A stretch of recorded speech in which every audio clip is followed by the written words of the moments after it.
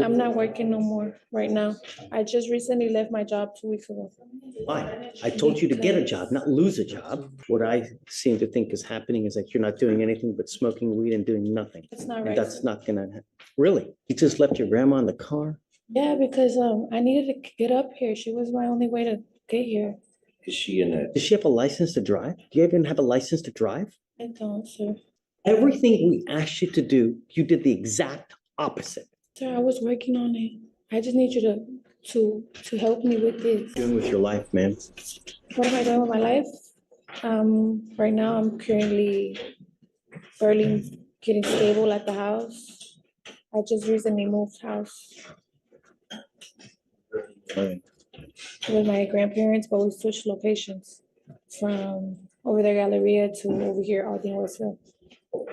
Still living with your grandparents. Yes, I'm the only one that lives with them. I'm the one that tries to help them out. Okay. How old are they? They are 65 and up. I don't need help. are they ill? My grandma is. Okay. What do you do? Are you working? You going to school? I'm not working no more right now. I just recently left my job 2 weeks ago. Why? I told you to get a job, not lose a job. I already had a job when I had first seen you, but I left it because it's 40 minutes drive. It's a 40-minute drive away. I don't have transportation right now. So what have you been doing between now and then, in the last 2 weeks? Well, I've been looking for a different job nearby, and I got an interview coming up on the 8th for Academy. I'm sending you for a drug and alcohol test now. What are you gonna test positive for? For THC. Not gonna go well for you, Ms. Capetillo. I should be there from the first time that we got arrested. So you haven't smoked since the last time you've been arrested? Judge, I think she's saying it may be something still in her system from when she was here. I don't see the date. I mean, from August? That's what, 60 days? Really? Really? Yes, sir. I'm sending you for a drug and alcohol test right now, Ms. Capetillo. What I seem to think is happening is that you're not doing anything but smoking weed and doing nothing. That's not And right. that's not gonna, really? We'll see. I'm sending you for a drug test now. You must come right back and we'll see what happens. Understood. Thank you, Judge.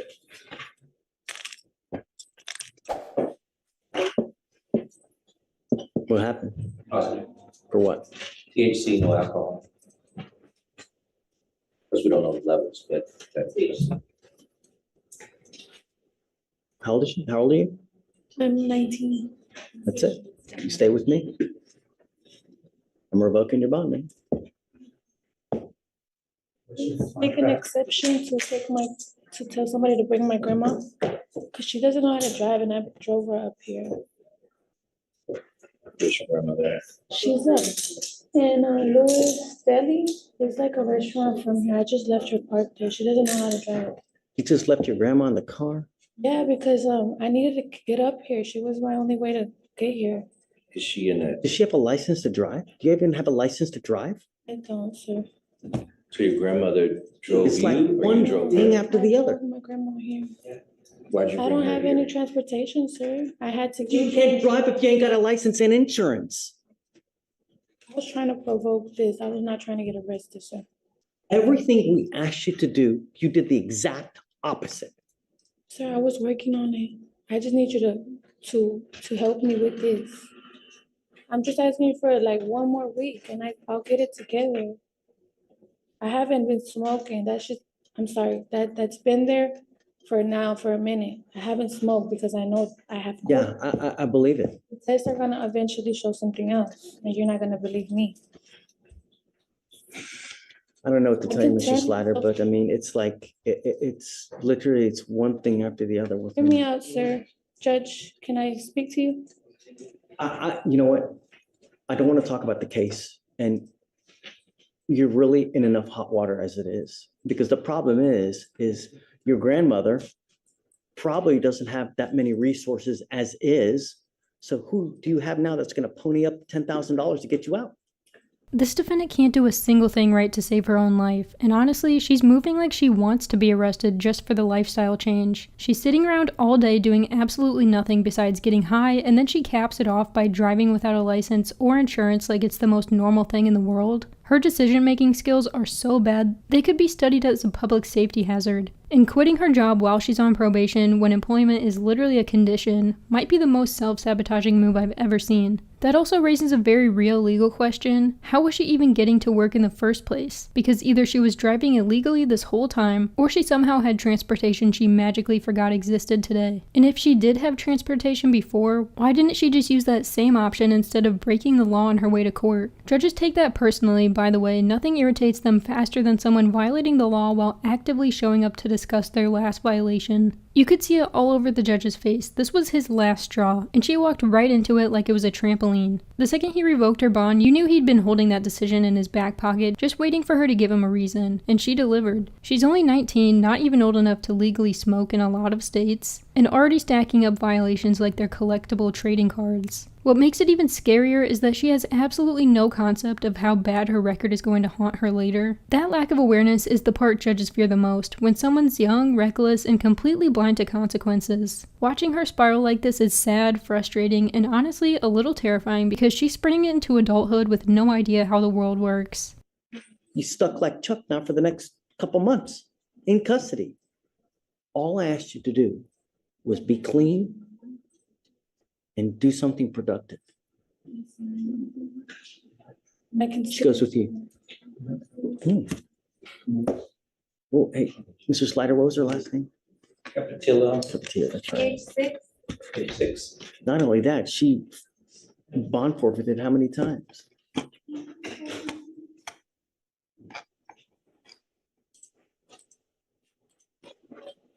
I don't know what to do. I really don't. Try to figure out what our grandmother has to do with.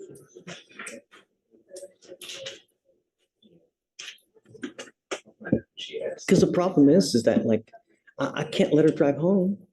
She don't even get a license and insurance. So even if I let her out, I can't let her drive.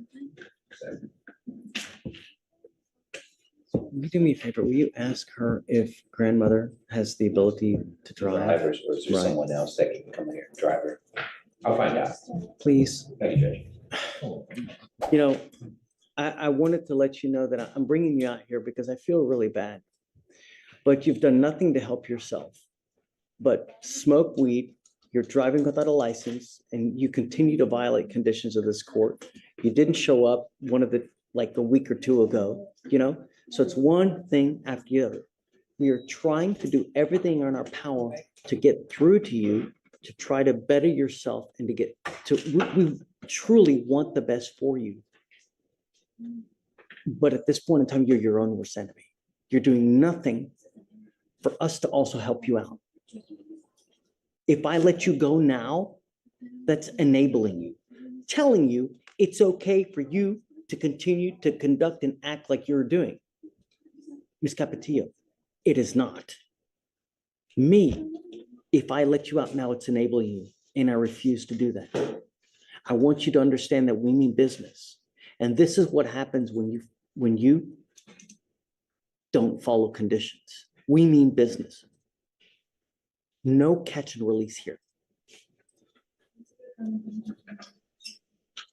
Good.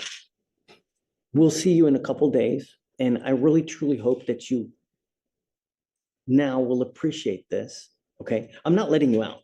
What I want you to understand is that if I let you out, you will get the understanding that it's okay for you to continue to do what you're doing, and it's not. One more thing. I'm not going to let you plead guilty just to get out. You pleading guilty to a theft case will be the absolute worst thing you can do because you will become unemployable. No one will hire you. You will be unable to get an apartment, a loan for anything, to get a car, a house, apartment. You want funding for financial aid for schooling for this, not with a theft conviction. But I want you to understand that we mean business, and I hope that this is the length that we have to go to. All right. Okay. Thank you. Whoa, hold on. I need to say this. One more thing. The most important thing in this life, do not drive without a license and liability insurance.